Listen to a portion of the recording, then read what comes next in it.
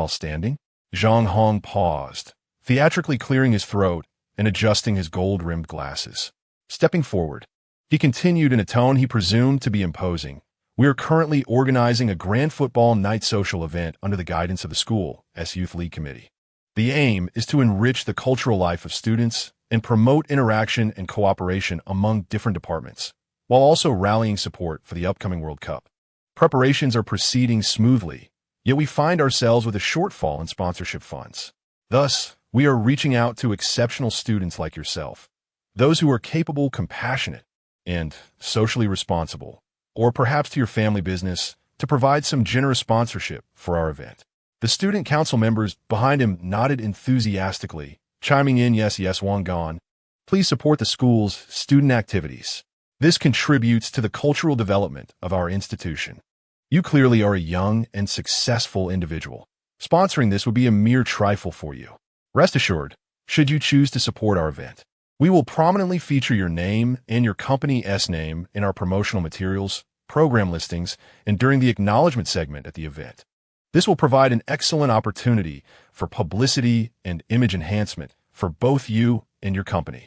Indeed, many school leaders and notable alumni will attend the event, providing you with a chance to expand your network, which will undoubtedly benefit your future endeavors. Wang Gan comprehended the situation.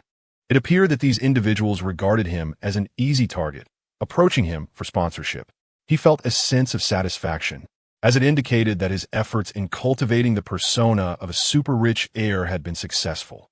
In his previous life, he had heard of similar occurrences during his university days, where few affluent heirs had also faced harassment. For instance, Gu Linfeng had been solicited for donations on 2 occasions. Certain student leaders, wielding their minuscule authority, relished the opportunity to roam under the guise of the school, seeking alms. They euphemistically claimed to contribute to the institution and benefit their peers, while in reality, much of the funding ended up lining their own pockets, serving as tools for their indulgence and political maneuverings. He had always held a deep disdain for such hypocritical and sanctimonious behavior. Moreover, regarding university activities throughout the university town, there were countless events organized each year, certainly not fewer than 800, yielding little in terms of promotional impact. He had no interest in participating.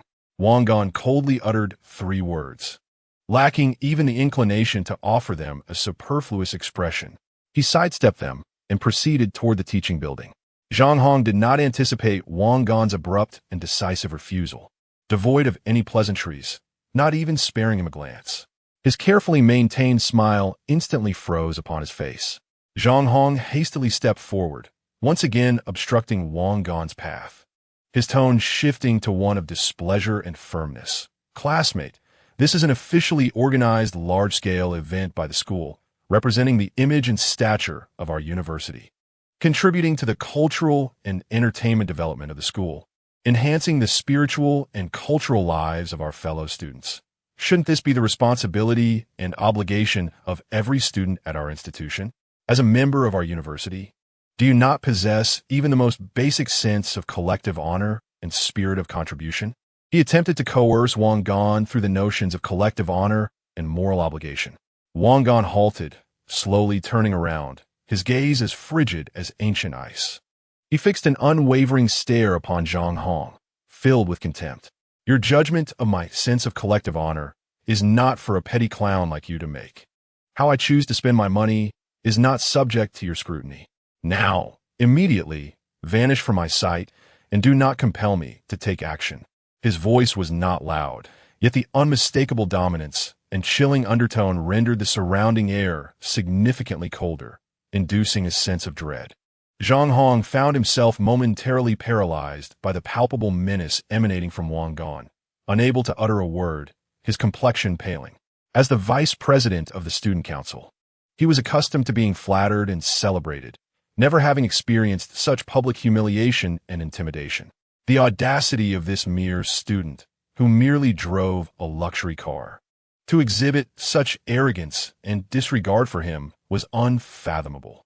Zhang Hong's face shifted from pale to red, then from red to green, a tumult of indignation at being exposed, coupled with the profound humiliation of being publicly rebuffed. He felt that his authority and dignity had been subjected to an unprecedented and severe provocation. "What is your attitude? How arrogant!" A sycophant trailing behind Zhang Hong could no longer contain himself, pointing an accusatory finger at Wang Gan and shouting vehemently. "Vice Chairman Zhang is kindly discussing sponsorship with you out of respect. Do not fail to recognize the opportunity. If you refuse the invitation to dine, you will suffer the consequences. Get lost." Wang Gan did not even deign to glance at the pompous little figure. A single, icy word slipped through his clenched teeth, reverberating like thunder in everyone's ears. The sycophant was so intimidated by Wang Gan's piercing gaze and formidable presence that he trembled all over. The words he intended to utter were forcefully swallowed back, his face paling, scarcely daring to breathe. Wang Gan chose to disregard this pretentious jester, striding purposefully into the teaching building, leaving Zhang Hong and the others in a state of awkward bewilderment. Zhang Hong stood rooted in place, his eyes fixated on Wang Gan's receding figure at the staircase, his gaze dark and brooding enough to drip with malice. His hands, clenched tightly in fists due to overwhelming rage, had his nails digging deeply into his palms. He felt he had endured the greatest humiliation of his life. That BMW-driving fellow was insufferably arrogant, utterly dismissive. He resolutely vowed to uncover the details of this individual and seek an opportunity to make him pay dearly for today's affront. He intended to make this ignorant character aware of the severe repercussions of crossing Zhang Hong, the vice chairman of the student union at the university. Thus, a minor tempest subtly unfolded and then quieted within the tranquil campus morning. Meanwhile, Wang Gan had long since cast aside these inconsequential figures. To him, this was but a trifling, even somewhat ridiculous, interlude on his lengthy and remarkable journey through life. Chapter 89. Sisters in passionate conflict early in the morning. He encountered a few beggars, which somewhat dampened Wang Gan's mood. He had initially planned to attend class for roll call and endure the morning's professional course. But now he couldn't be bothered. Let them deduct his usual participation points. It mattered little to him. He redirected his path straight to the activity room of the Computer Society. While the World Cup prize money was undoubtedly substantial, it was ultimately ephemeral wealth, arriving swiftly and potentially departing just as quickly. Moreover, such a large sum would inevitably attract envy. Wang Gan understood that to genuinely establish himself in this world, he required a career of his own. The seemingly simple game 2048 was the first cornerstone in constructing his future business empire. It marked the inaugural battle in his vision for a gaming kingdom, which he was determined to win resoundingly. Beginning in the gaming industry, then penetrating the internet, and finally entering the real economy, Wang Gan envisioned a grand blueprint for the future as he briskly entered the Computer Society's activity room. At that moment, Xia Yuran was diligently occupied with her team members around several computers. The air was thick with the aromas of coffee and instant noodles, and several faces bore the unmistakable signs of fatigue, evident from their pronounced dark circles, having evidently endured another sleepless night. "Ah, Mr. Wang, you have finally deigned to grace us with your presence." Summer Yuran was the first to notice Wang Gan's entrance, springing up from her chair, hands on her hips, her tone laced with playful mockery. Wang Gan had long since grown accustomed to her manner of address and attitude. He merely nodded nonchalantly and strode directly to the main computer, checking on the latest development progress of the 2048 game. "How is the work progressing?" As long as the tasks were completed on time and to the required quality, Summer Yuran's teasing was of no concern to him. "Rest assured, Mr. Wang, I wouldn't dare to slack off on the tasks you've entrusted to me." Summer Yuran smirked, though she quickly adopted a serious demeanor to report. "The version is essentially flawless. The Android version is still undergoing its final compatibility tests. We are primarily addressing a few older models with lower specifications that may experience slight lag." Wang Gan took the opportunity to personally test the game, finding the overall fluidity and aesthetic appeal satisfactory. He subsequently pointed out several minor user experience details, such as a button whose color lacked prominence and an animation transition that felt somewhat abrupt, insisting on immediate revisions. "Time is of the essence." Wang Gan spoke with a calm, yet authoritative tone that brooked no argument. The success of similar games has already demonstrated the potential of this genre. We must launch swiftly to seize the initiative. I would rather not find ourselves in a position where we've risen early only to arrive late, allowing others to snatch away our rightful market. Wang Gan could not dismiss the possibility that a prodigious talent might emerge unexpectedly, someone who could complete the game in a matter of days. Upon hearing this, Summer Yuran and her colleagues gradually adopted a more somber expression. After days of relentless development and testing, they had begun to recognize the seemingly simple yet remarkably addictive allure of the game, particularly for Wang Gan, who had initially appeared to them as merely a wealthy heir lacking depth. His insights into game design and market understanding far surpassed those of his peers, leaving them both astonished and admiring. This fellow did not seem like a mere frivolous rich kid, Summer Yuran pondered.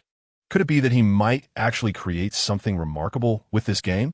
Nevertheless, she resolved to maintain her proud facade, tilting her chin towards Wang Gan. Got it, you taskmaster. Don't forget, once we go live, the final payment must be settled punctually. Wang Gan, uninterested in bantering with her, confirmed the game as progressed before departing the computer lab. Having barely settled into a vacant seat at the back of the classroom, he soon overheard his neighbor, Su Wei, animatedly boasting, "Old Huang, let me tell you, the Korean team is destined for victory. Look at Sun Heung-min and Ki Sang-yuing. They're starters in the top 5 European leagues. How many of those Algerians can you even name? The Koreans are determined to qualify this time. They're going to play hard." Su Wei spoke with great enthusiasm, as if he had witnessed the match result firsthand. Huang Mingzhi adjusted his glasses and earnestly countered, "The ball is round. One cannot solely rely on paper strength. The physical prowess and impact of the Algerian players should not be underestimated, and they are the African champions, not mere pushovers."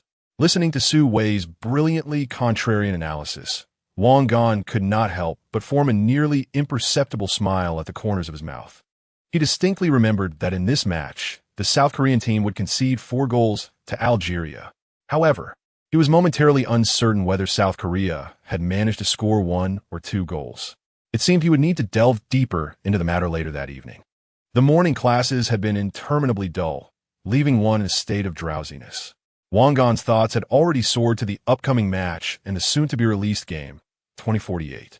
Just as the bell, signaling the end of class, was about to ring, a familiar figure appeared, strutting in with high heels and various shopping bags through the back door of the classroom. It was Chen Jing. She wore exquisite makeup and a brand-new designer dress, her hands laden with shopping bags emblazoned with the logos of several fast fashion brands. Clearly, the 5,000 yuan Wang Gan had given her that morning, along with the tips from the previous night, had been lavishly spent on these items. She immediately spotted Wang Gan seated in the back row, her face lighting up with an ingratiating smile as she made her way to the empty seat beside him, placing her shopping bags at her feet. She spoke with a hint of barely concealed pride. "Gan Xiao, what do you think of my outfit today?" However, her good mood did not last long. Wu Yiwei, sitting a few rows ahead, had evidently taken note of Chen Jing's ostentatious appearance and the unabashed intimacy between her and Wang Gan. Wu Yiwei's expression darkened instantaneously. Her eyes filled with disdain, contempt, and a profound sense of jealousy and resentment. Why could she not attain forgiveness while Chen Jing could? This stark disparity and psychological imbalance nearly drove Wu Yiwei to madness. Oh, has someone climbed the social ladder and transformed from sparrow into a phoenix? Wu Yiwei suddenly turned her head, her voice low but sharp as a poisoned needle, piercing through to Chen Jing. "What is it? After a wild night out, you suddenly have money to buy new clothes?" She scornfully exposed the fact that Chen Jing had not returned home the previous night. Chen Jing's complexion turned pallid, quickly replaced by a surge of anger at having her personal life laid bare in public. She shot up from her seat, pointing an accusatory finger at Wu Yiwei. "Wu Yiwei, stop spouting nonsense. What I did last night is none of your business. I spend my own money. Do you have any say in that?" "Your own money? Huh. Who doesn't know how you came by that little sum?" Wu Yiwei stood her ground, her gaze icy as she fixed her eyes on Chen Jing, her tone dripping with disdain. "Chen Jing, I must have been blind to consider you a close friend. For the sake of money, you have sacrificed your dignity. Why do you have to stand here and shout at me? You are the one who feigns high moral standards. Why did you not act sooner? Is it not true that your heart is filled with envy because Wang Xiao treats me well now that he is wealthy? Chun Jing trembled with rage, retorting without restraint. Jealous of you? Do you even deserve that? Wu Yue, infuriated, laughed scornfully, and with a swift motion, she sent the books on the table crashing to the floor. Pointing an accusatory finger at Chun Jing, she exclaimed, "You shameless woman, you stole from me." Realizing her slip of the tongue, she abruptly swallowed the rest of her words. Yet the humiliation and fury rendered her completely irrational. "I'll kill you, you vixen!" Wu Yue screamed, lunging forward and striking Chun Jing across the face. Caught off guard, Chun Jing did not anticipate Wu Yue's sudden aggression and felt the sting of a slap on her cheek.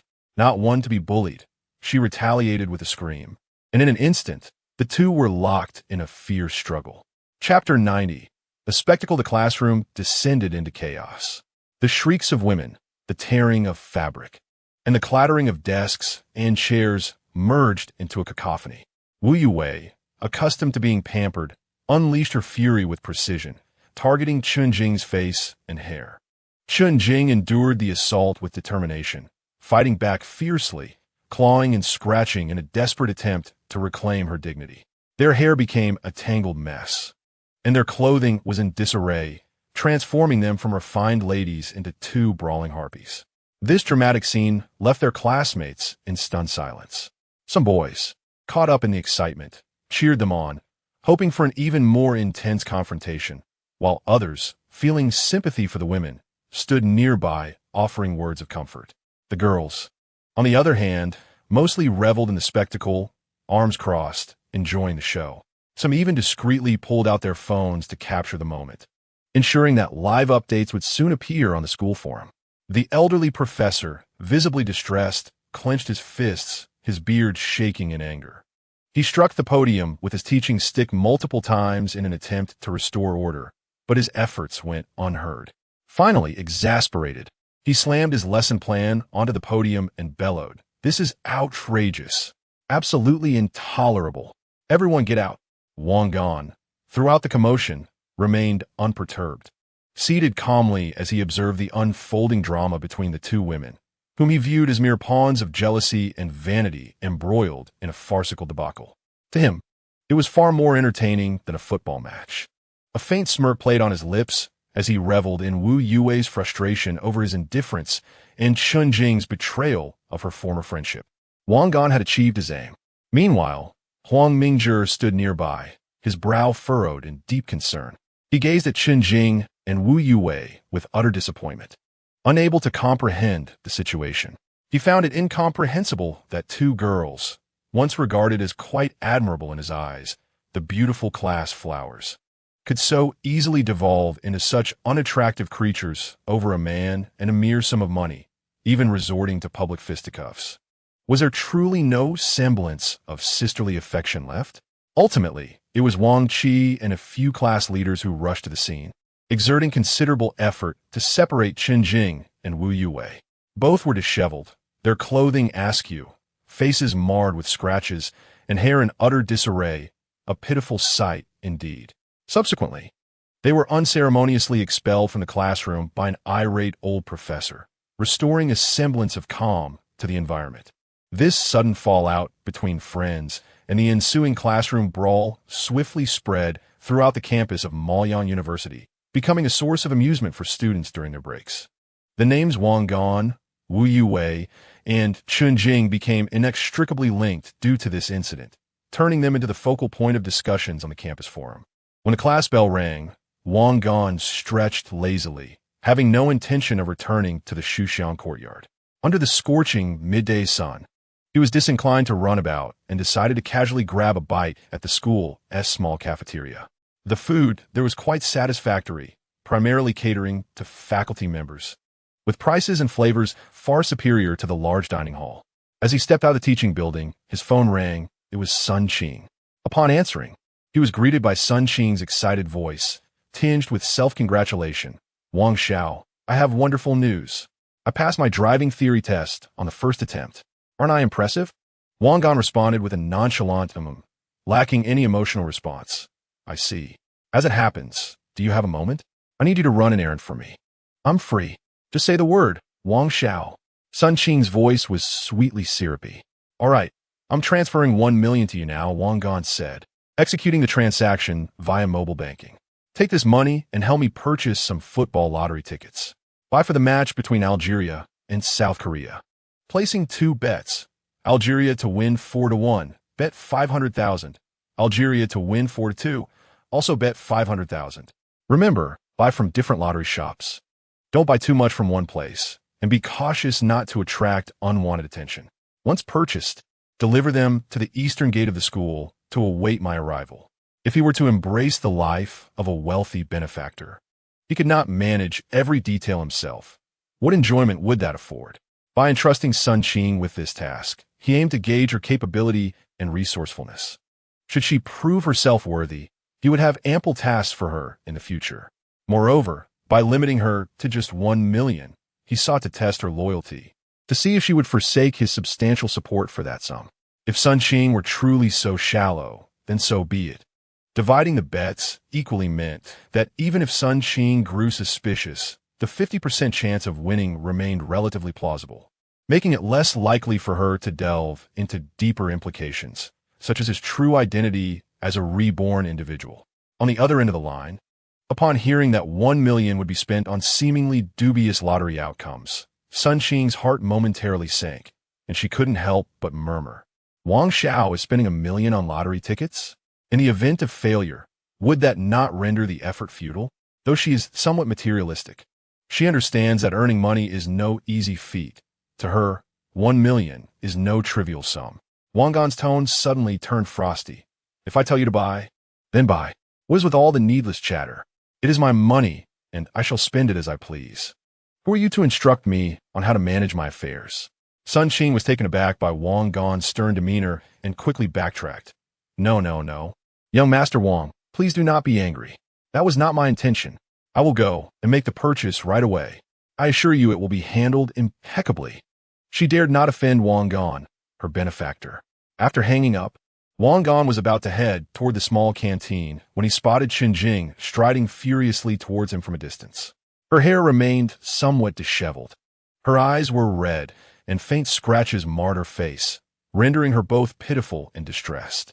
Wang Gan, upon seeing him, Chen Jing felt the sting of tears welling up again. Did you see what happened? That lunatic Wu Yue. She is utterly inhumane. In front of so many people, she struck me. Why did you not come to my aid? Her voice trembled with a mixture of indignation and sorrow, filled with reproach towards Wang Gan for his inaction. Wang Gan cast her a sidelong glance and replied curtly, Help you? Why on earth would I do that? Your fight has nothing to do with me. Chen Jing was momentarily silenced, tears brimming in her eyes, yet she did not dare to speak further. You are truly useless, always so loud and brash. Yet when it comes to a real confrontation, you are of no help at all. Not wishing to dwell on her pitiful state, Wang Gan stated plainly, Enough of this weeping. It is ruining my appetite. Come, let's go eat. With that, he disregarded her reaction and made his way toward the small canteen. Chapter 91. The burden of a tool. Chen Jing was momentarily stunned, quickly wiping her tears before hastily following him. Upon arriving at the canteen, Wang Gan ordered her a hefty pork knuckle along with 2 bowls of rice. Eat, he instructed, pointing to the glistening pork knuckle. I believe your failure against Wu Yue this morning was due to not being adequately nourished. Eat more meat to gain strength, and next time, strive to reclaim your honor. Chen Jing gazed at the imposing pork knuckle, a mix of amusement and disbelief washing over her.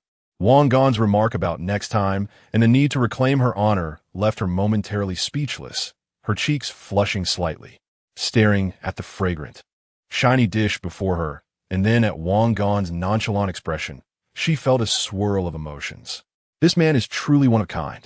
Unlike other boys who would either mediate or scoff at a girl fighting, he actually encourages her to eat more in hopes of winning next time. However, her stomach growled, a reminder of her hunger.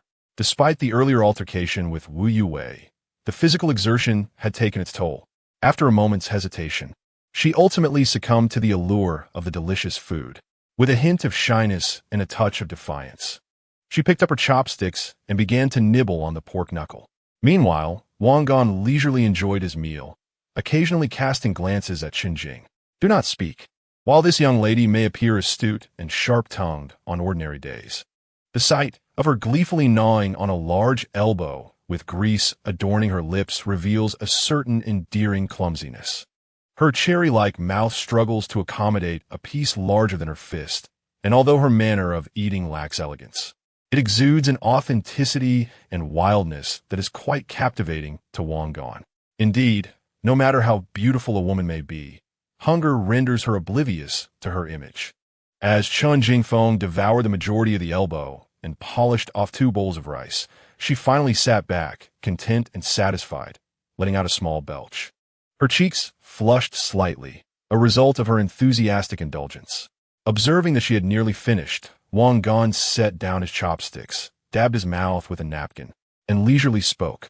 Well, seeing as you appear well-fed and replete, your strength should be restored. Now, it is time to get to work. At his words, Chun Jing straightened in her seat, her demeanor shifting to one of taut anticipation as she gazed at Wang Gan. Sir, do you have any instructions? I assure you I will execute them flawlessly. Her feelings towards him oscillated between respect and fear, tinged with an inexplicable reliance. It's nothing too significant. Wang Gan responded casually while retrieving his phone. I need you to run an errand for me and purchase some lottery tickets. Ding dong. The notification sound from Chun Jing's phone startled her, and she instinctively picked it up. The screen displayed a message indicating a successful bank transfer. The amount transferred, 100,000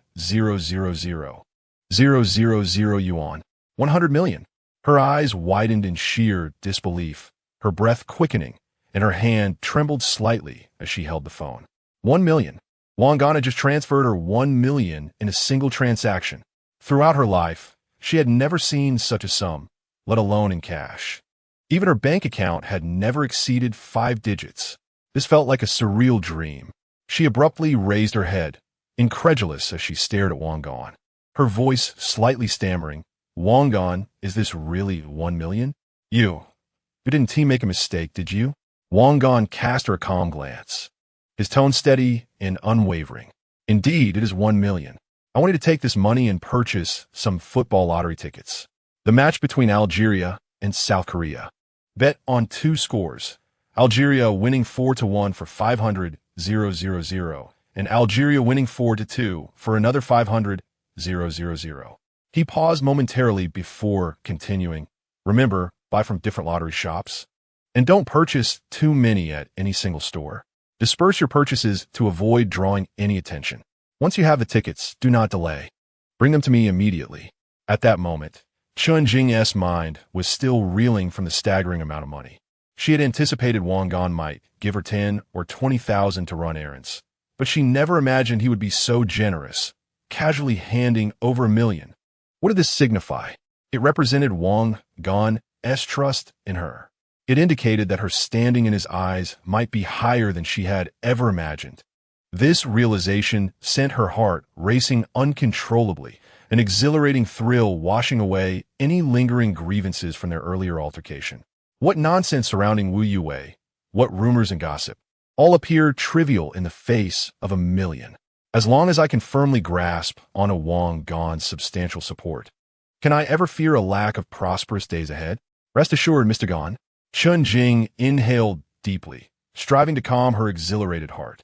With unwavering determination and her gaze fixed upon Wang Gan, her chest slightly heaving with excitement, her tone resonated with an unprecedented solemnity and resolve. I, Chun Jing, vow to the heavens, I will ensure this matter is handled impeccably and splendidly. I shall not betray your trust. Wang Gan regarded Chun Jing, whose demeanor resembled that of an invigorated individual, a subtle, inscrutable smile gracing his lips. Excellent. The bait has taken. The impact of the 1 million as bait was indeed immediate. In his eyes, Sun Qing and Chun Jing were merely tools at his disposal. Whomever proved more adept and capable of generating greater value would naturally earn his favor. Enough of this display of loyalty. Wang Gan waved his hand, urging her to proceed quickly. Once accomplished, Your rewards shall be plentiful. Yes, Mr. Gan, I shall go at once. Chun Jing, as if bestowed with a royal decree,